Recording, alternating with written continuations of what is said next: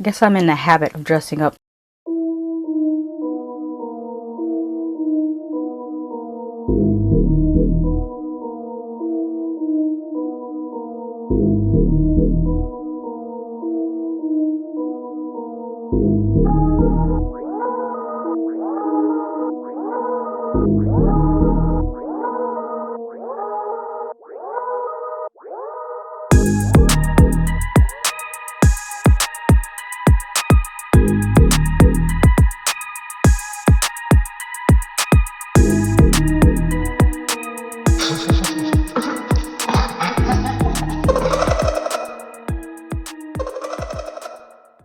This time I'm going to bring you the 12 scariest in horror.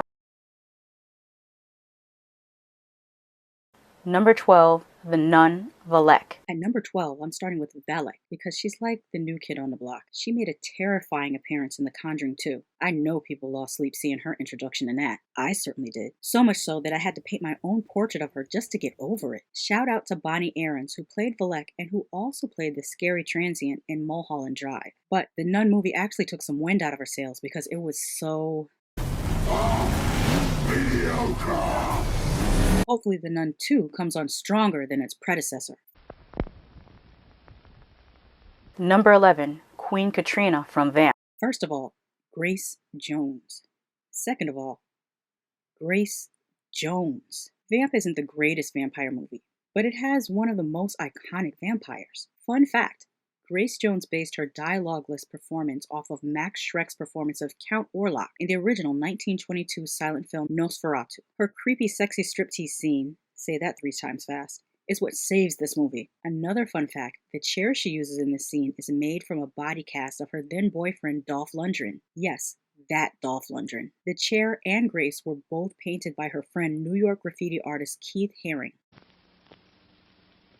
Number 10, Rosemary from Demons. The actress Greta played Rosemary, a sex worker who accidentally gets scratched by a mask that turns her into a demon in the Lamberto Bava classic 1985 movie Demons. Here's some fun facts about Greta. She is a graduate of the American Film Institute Masters of Fine Arts program in screenwriting, and she has won the Best Female Director at the Melbourne Underground Film Festival. Her look is so eye-catching in this and perfectly 80s. I loved seeing her in this as a kid, and I still love her portrayal of both Rosemary and Demon Rosemary to this day. What the hell happened to Rosemary? Number 9, Sadako from Ringu. I know. Now Sadako's mystique has faded thanks in part to many subpar sequels and an appearance in Scary Movie 3 lampooning her. But think back to her first appearance in the 1998 Japanese horror Ringu, as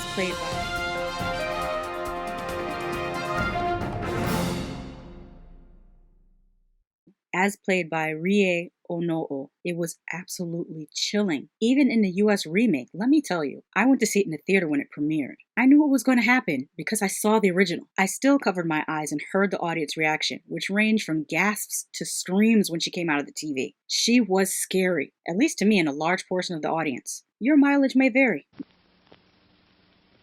Number 8, Bathsheba, the witch from The Conjuring. The original Conjuring could have been PG-13 as it doesn't have strong language, nor did it have sexual situations or gore, but it was still given an R-rated for pure scariness. The MPAA lists frequent nightmarish imagery as the reason The Conjuring received an R rating. No doubt a large part of that is due to Joseph Bishara's portrayal of the witch Bathsheba. This wasn't Bishara's first portrayal of a creepy character. They've also played the lipstick-faced demon in the Insidious movies, the demon in the Annabelle movies, and a demon in The Conjuring 2 as well. Joseph Bishara is also the musical composer for over 45 movies, including the Insidious movies, The Curse of La Llorona, Malignant, Lullaby, and The Conjuring movies. Number 7, Deep Throat, the female Cenobite from Hellraiser. And if you think her throat looks like another part of a female's anatomy, it's because it's supposed to. I'm not sure I have the words to explain to you how creepy the Cenobites were when they made their first on-screen appearance in the 1987 Clive Barker classic Hellraiser. The epitome of the expression, there are no small parts, only small actors being true, is the female Cenobite, also known as Deep Throat, as played by Grace Kirby. She had very few lines, but she still made her impact felt. I think it's the subtlety in her performance that makes her so creepy. Her otherworldly way of moving and speaking that is just chilling to me. Number 6, Henrietta, the Deadite in the Cellar.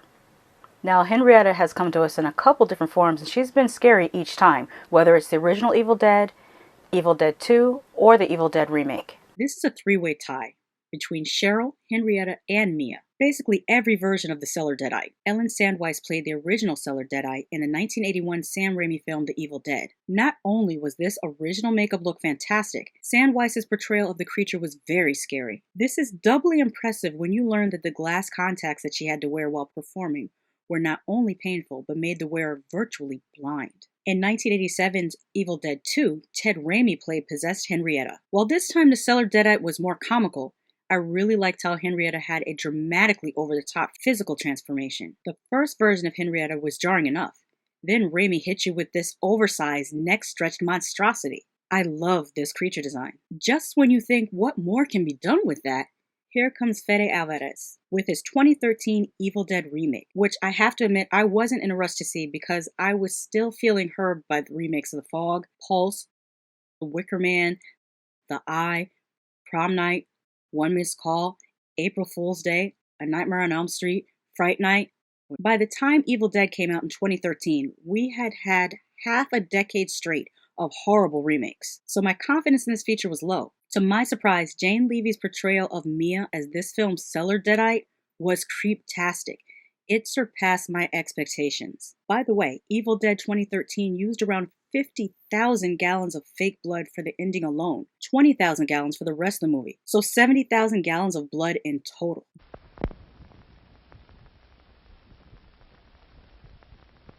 Number 5, Zelda from Pet Semetary. She used to be number 1, but we've got some really scary bitches on this list. I have a feeling this character scared an entire generation. I should put a clip of this video on TikTok so she can scare a whole new generation. Beat me to it. Enjoy the nightmares, kiddos. 1989's Pet Semetary had me scared for days when I first saw it in middle school. I was grown when I found out Andrew Hubatsek.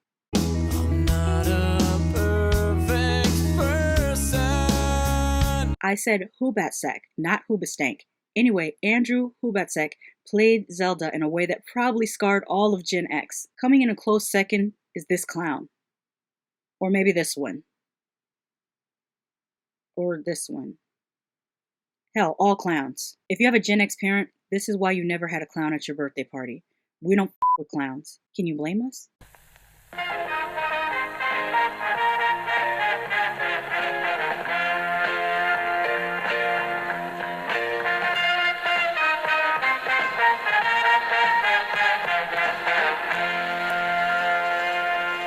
If I entertained you, made you smile, or helped you pass the time, please consider supporting this channel so that I can do that more. Horror channels often get suppressed and demonetized, but you can help in 3 ways: by pledging a monthly contribution on Patreon, sending a one-time tip using your preferred financial app, or you could help for free by liking and commenting for the algorithm, and most importantly, sharing this video on your social media. Thank you so much.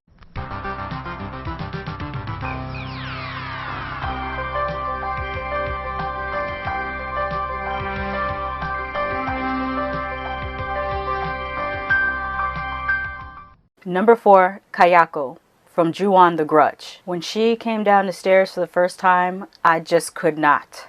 I've told this story before, but I'm going to tell it again. Picture it, West Haven, Connecticut, 2003. We used to go to New Haven, catch the Metro North into the city, take the subway from Grand Central to Chinatown to have lunch, walk around, and go shopping. I'm not sure if it was on Bowery or Canal Street, but we found this spot that sold VCDs. Not only from China, but Japan and South Korea too. What's a VCD? A VCD is a video compact disc. So basically a compact disc that plays video. This file format holds less data than DVDs, so the movies were often split between 2 discs. At that time, video stores in Connecticut didn't yet carry new Asian horror movies. So being able to find gems like Tomy, Ju-on, The Eye were great. Even better when they used to cost $7 each or 4 for $20. So anyway, back home in Connecticut, I had a Friday off because I had my wisdom teeth removed. I still had anesthesia in my system, and the oral surgeon told me to take the painkillers they prescribed before the anesthesia wore off. Having done that, I decided this would be a great time to watch Ju-on. It was not. I was not ready for the level of fright I would experience under the influence of painkillers watching Kayako crawling down the stairs making the noise that she made.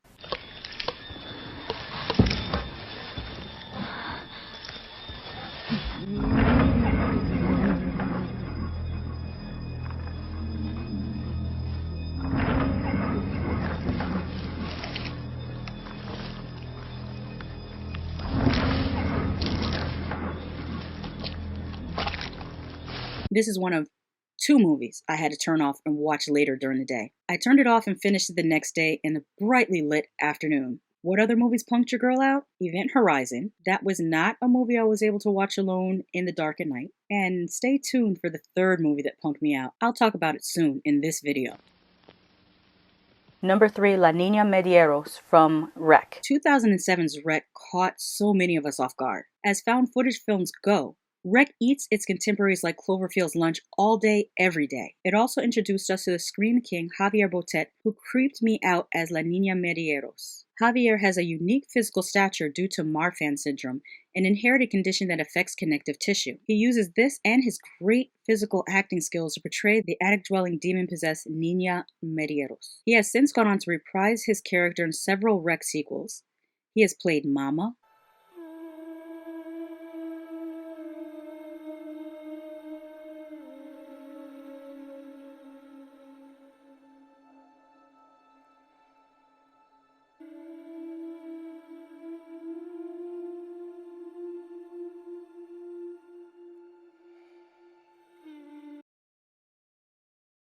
Enola in Crimson Peak, Mirtu in The Other Side of the Door, the Crooked Man in The Conjuring 2, Ginger Special in Don't Knock Twice, a Xenomorph in Alien Covenant, Keyface in Insidious The Last Key, Slender Man, the Entity in Polaroid, the Big Toe Corpse in Scary Stories to Tell in the Dark, the Hobo in It Chapter 2, and most recently Nosferatu Dracula in The Last Voyage of the Demeter, amongst many other credits.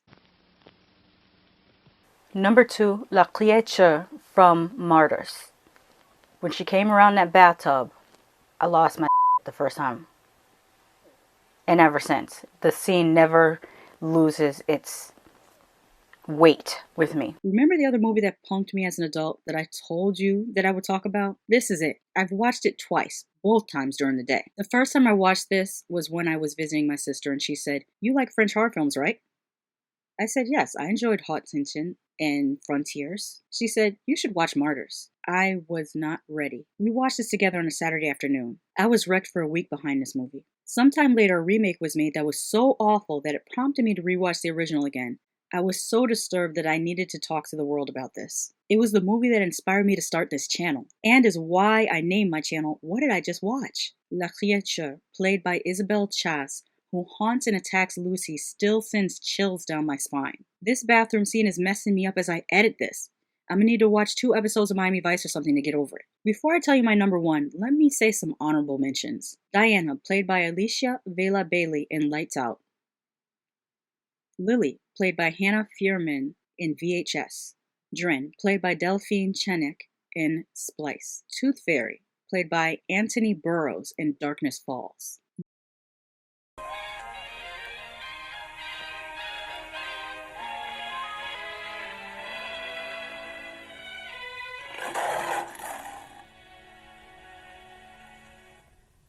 And number 1 is a possessed Reagan McNeil from The Exorcist. And I know it's gotta be at least 40 years, 45 years, something around there. And she's still the scariest. What an excellent day for an exorcism.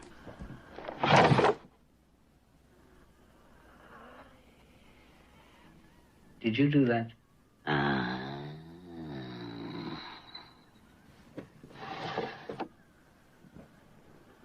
Do it again.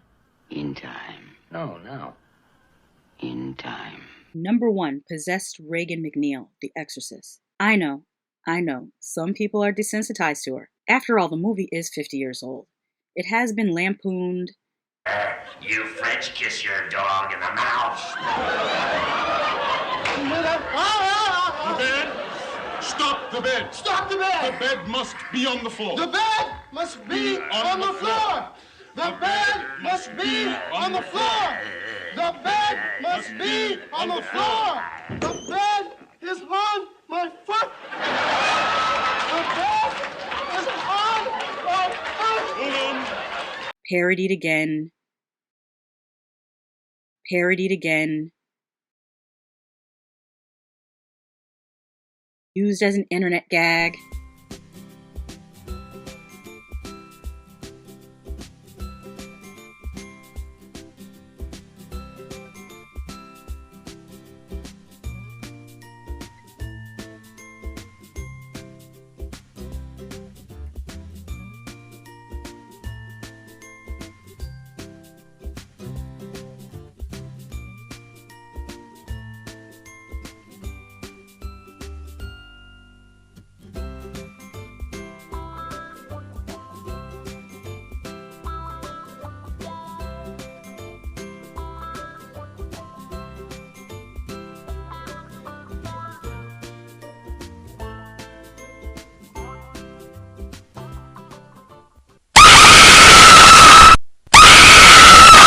Then came all the copycat derivative works, some of which were pretty decent, like Abby, The Exorcism of Emily Rose, The Last Exorcism, and Stigmata. But there are a crapload that are so awful and incidentally reuse the same poster artwork over and over and over again.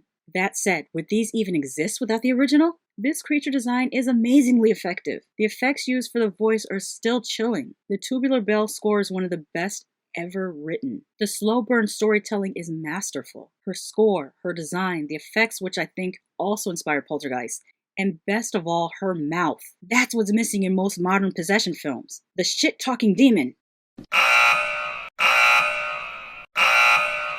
Stick your cock up her ass, you motherfucking worthless cocksucker. Be silent! Your mother sucks cocks in hell, Karis, you faithless slime. Come on. I cast you out!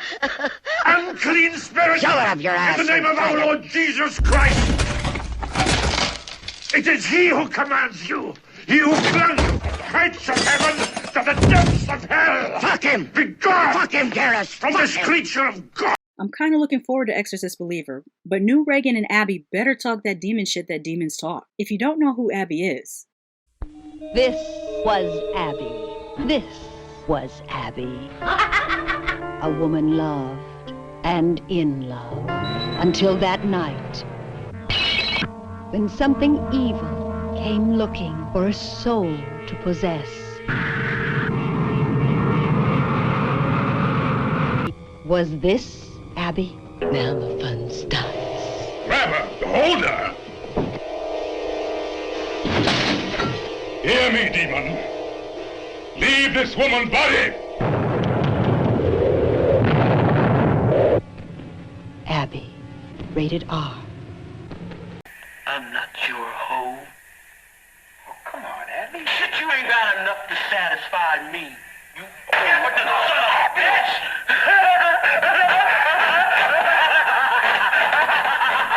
What you mean, Abby? Tips? Like the facts of life, stupid. All men are not created equal. Better make sure what is got first. As a matter of fact, I'm gonna take old Long George upstairs and fuck the shit out of him. Abby, that's what I'm gonna do. That's my life. What's every day? I reviewed that movie as well. Check it out when you get the chance. This is Lady Shasha signing off. Just because I love something doesn't mean you won't hate it, and just because I hate something doesn't mean you won't love it. Who are your scariest femme monsters in horror? Let me know in the comments. I may do a part 2 to this video featuring your top picks. You know what she did? Your canting daughter?